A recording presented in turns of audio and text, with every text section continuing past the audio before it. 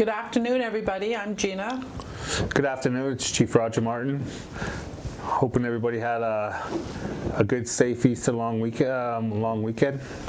Everybody enjoyed themselves and took their preemptive and precautionary measures to stay safe. Everybody did their social distancing. So that saying, welcome back for another weekly update, I guess you could say. So just want to say thank you for tuning in, and once again we had a good weekend. For the most part, it was most safe. A lot of people were abiding by the rules, and just like to put a couple things out there. We spoke with our emergency team this morning, and there are no restrictions, or there's no hearsay about we ain't letting the taxi cabs in.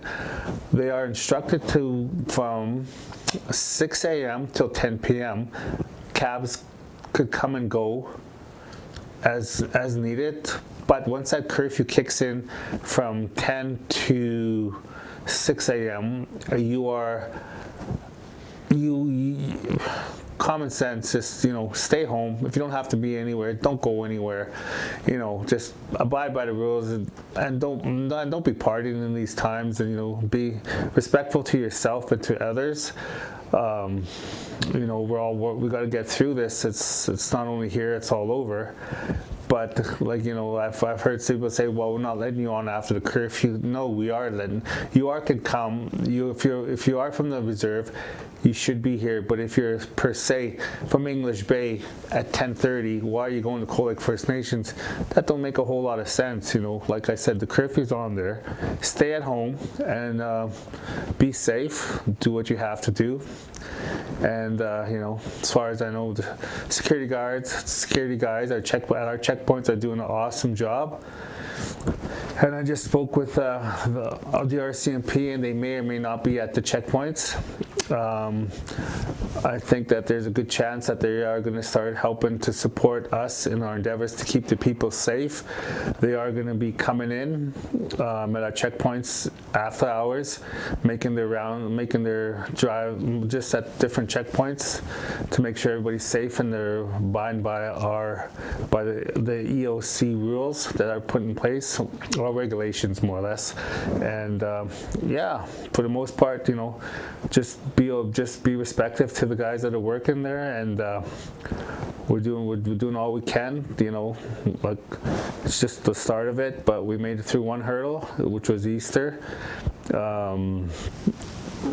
That's all I have to say for right now, but we'll leave it to Gina. Hi. So just to reiterate, the curfew is for non-band members. There have been people who've been partying on the weekend. You got 4 days off. And part of it, too, is coming from the people who are at those checkpoints. They're putting their lives in danger. So there have been people who've been not abiding by the rules, and our number one concern is for the safety of the security. So there's probably like a small group that their names keep on coming up, and the reason for the security is for our well-being, so that we can prevent COVID-19 from coming onto the nation. And we have to be respectful, like the chief says, to the people who are working at those checkpoints.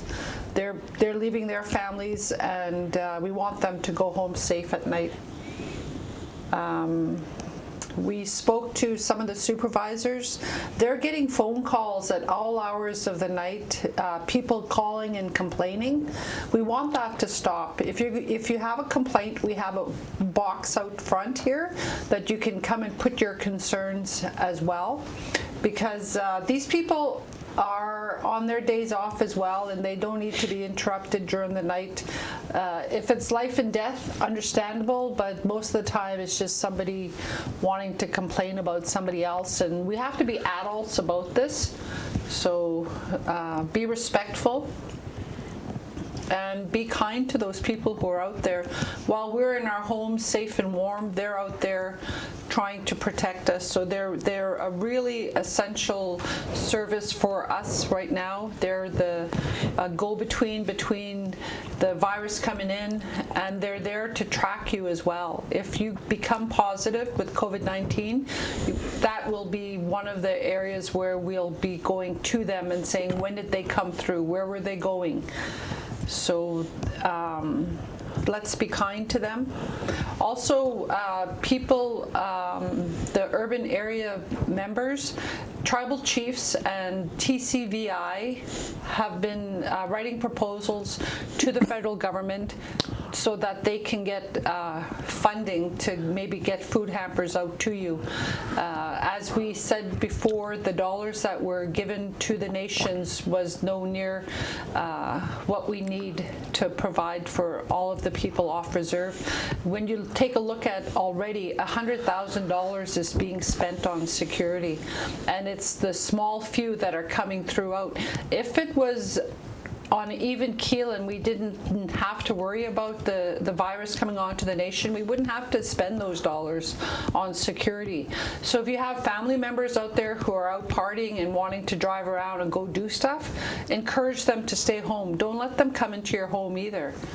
There's lots of issues around social distancing and washing your hands and being safe. That's about all I have for now. The call centers are still on, so feel free to call and give them questions, and then we'd be able to answer them. And just a little side note there, when FNIB did their COVAC funding for First Nations, they said Alberta has 22,000 Treaty 6 or something members, but when another Alberta did a survey, there was 266 people, First Nations in Alberta. So you can see the big discrepancies between the Alberta government and the federal government. So that's just put that out there for the people, so you know what we're dealing with. So thank you for your support. Have a good day. Masicho. Thank you. Masicho.